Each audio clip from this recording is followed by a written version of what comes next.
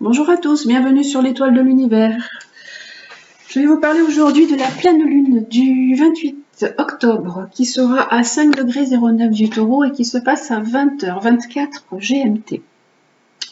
En même temps que cette pleine lune, nous avons une éclipse lunaire. Alors, c'est une éclipse lunaire partielle.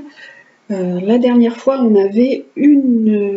de la nouvelle lune, on a eu une éclipse solaire annulaire. Et là, cette fois-ci, c'est une éclipse lunaire. La Terre se place donc entre le Soleil et la pleine lune, et une partie du coup de la Lune se trouve dans l'ombre de la Terre.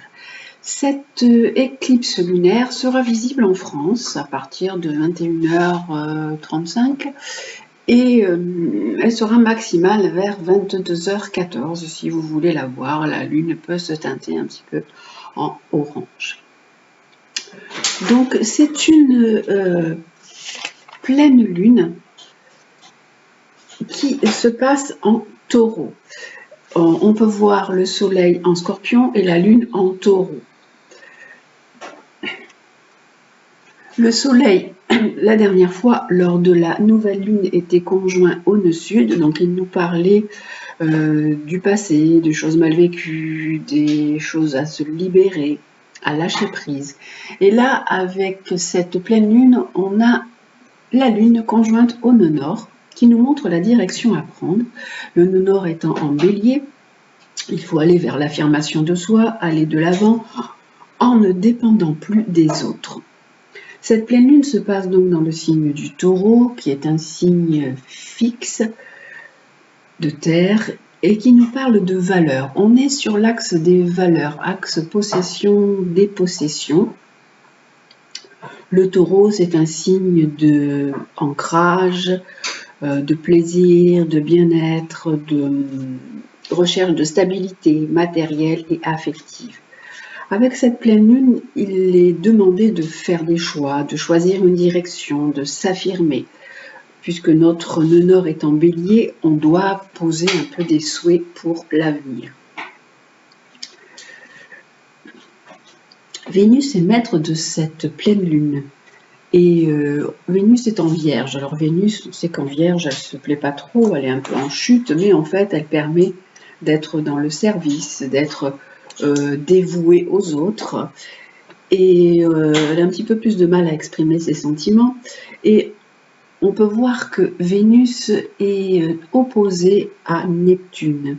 Alors Vénus opposée à Neptune, on peut être un peu dans le flou par rapport à notre vie sentimentale. Mais ça pose comme question, quel est votre idéal amoureux?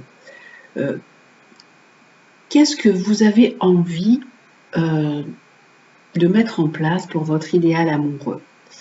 Ça peut donner aussi une part de rêve, une part de romantisme, ça favorise vraiment tout ce qui est aussi créativité artistique. Vénus est en trigone à Jupiter et en trigone à Uranus, ce qui nous dit que on a beaucoup envie d'amour, beaucoup de plaisir. Vénus trigone Uranus, ça donne un besoin de liberté, ça donne aussi, ça peut donner également des rencontres. Le Soleil, qui est donc opposé à la Lune, est en Scorpion. Le Soleil, lui, met en lumière ce signe, un signe de transformation, signe de libération, qui nous parle de se libérer du passé, d'aller en profondeur, de se libérer de schémas répétitifs, de tourner une page pour aller vers plus de stabilité, de maîtriser les désirs, les pulsions, les instincts et les émotions. Les oppositions qu'on peut voir qu'il y a beaucoup d'oppositions lors de cette pleine lune. Et les oppositions sont des tiraillements. La lune opposée au soleil, la lune opposée à Mercure, la lune opposée à Mars. Il y a énormément d'oppositions. D'ailleurs, elles se superposent presque toutes sur la carte. La lune est conjointe à Jupiter, ce qui nous dit que ça parle de beaucoup. Jupiter, c'est la plus grosse planète du système solaire, elle nous parle d'expansion et elle nous dit qu'on a beaucoup besoin de stabilité, beaucoup besoin d'amour, de plaisir. de faire la fête, de profiter. Et tout ça, c'est un peu opposé, c'est même bien opposé à Mercure, Mars, Soleil, et à cet amas planétaire qui est en Scorpion. Et cet amas planétaire, dans cet amas planétaire, on peut voir Mercure et Mars. Mercure en Scorpion, lui, nous donne de la réflexion, de la profondeur. Il peut faire surgir des choses cachées. Il nous permet d'approfondir des choses. Mercure en Scorpion, c'est avec Mars à côté, juste à côté, comme ça donne un mental qui est assez bouillonnant. Ça peut aussi donner de l'agressivité, du piquant. Attention au dialogue, à la communication, aux verbes un peu hauts parfois. Mercure, c'est la raison et Mars, c'est l'action. Donc là, ils travaillent bien ensemble. On a envie d'agir, on a envie d'aller plus en profondeur, peut-être dans une recherche intérieure, dans une introspection. Mercure-Mars, c'est un mental bouillonnant, mais on peut voir que Mars est opposé à Jupiter, Mars est opposé à la Lune, et également Mercure opposé à la Lune et opposé à Jupiter, ce qui donne beaucoup d'activité mentale.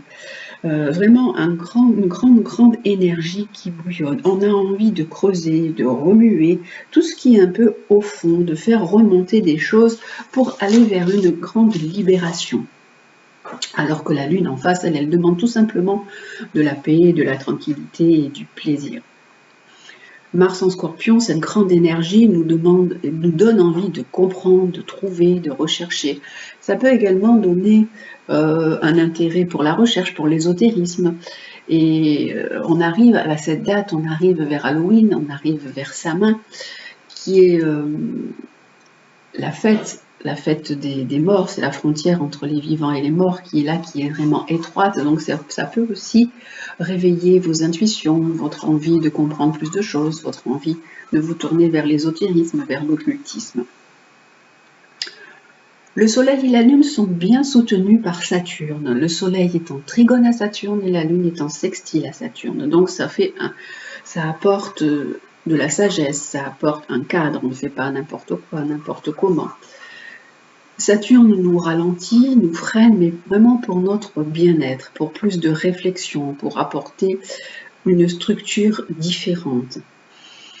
On peut également voir ensuite Neptune en sextile à Pluton. Donc on nous parle de notre intuition. On nous dit qu'il faut se servir de tout ce que l'on ressent, de nos émotions, de notre empathie.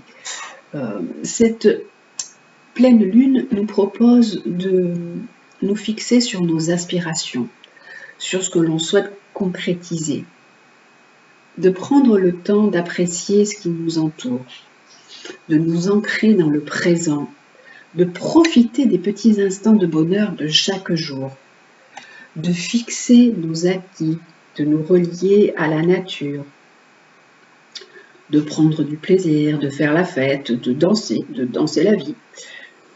Déployer également votre féminité, votre sensualité.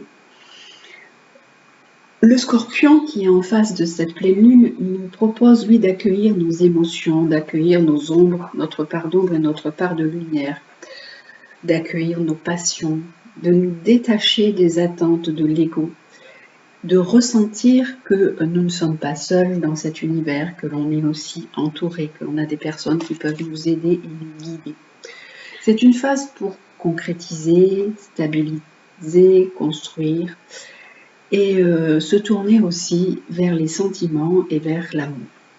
Voilà pour cette pleine lune, pour les énergies de cette pleine lune. Je vous souhaite une très très belle pleine lune. Prenez soin de vous. Je vous embrasse et je vous dis à très bientôt.